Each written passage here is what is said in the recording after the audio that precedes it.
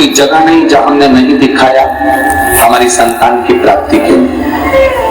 गुरुदेव एक माँ से पूछे कि बच्चे को प्राप्त करने के लिए माँ कितनी मेहनत करती है, भगवान से प्रार्थना करती है, डॉक्टरों को दिखाती रहती है। संतान अगर नहीं होती है तो लोग पुरुष को कभी नहीं कहते कि तेरे घर में औलाद क्यों नहीं हो रही। हर आदमी, हर घर का व्यक्ति ताने देता है तो केवल स्त्री को देता है कि तू औलाद क्यों नहीं दे रही, तू संतान क्यों नहीं दे रही। गुरुदेव आंख में से आंसू निकलते रहते थे और मैं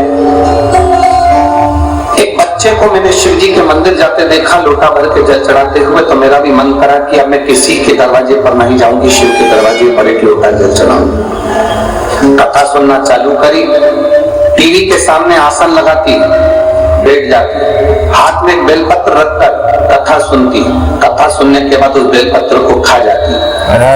खाने के बाद में बाबा का पशुपति व्रत चालू करा, सफेद आंकड़े की जड़ का प्रयोग करा। 2 बार मैंने पशुपति व्रत करे पर बाबा ने मेरी नहीं सुनी। आखिरी में सबने कहा मत कर, परंतु मैंने भी हिम्मत नहीं हारी। तीसरी बार पशुपति व्रत फिर करा। तीसरा सोमवार था, उसके दिन मंगलवार के दिन मुझे खुशखबरी मिली कि मेरा गर्भ ठहर गया। मेरा गर्भ ठहर गया। मैं बाबा को धन्यवाद देने के लिए आई हूँ। 6/7/2023 को आप कहते हो ना गुरुजी, देवता अल्लाह झाड़ कर देते हैं और महादेव छप्पर हार कर देते हैं। मेरे बाबा ने मुझे 10 साल बाद संतान दी तो 2 पुत्र दिए, जिसका मैं फोटो लगा रही हूँ। हर महादेव।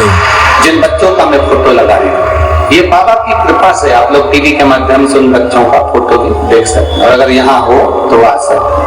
हर महादेव। शिव कृपा से, ओघरदानी की कृपा से, करुणा से, एक विश्वास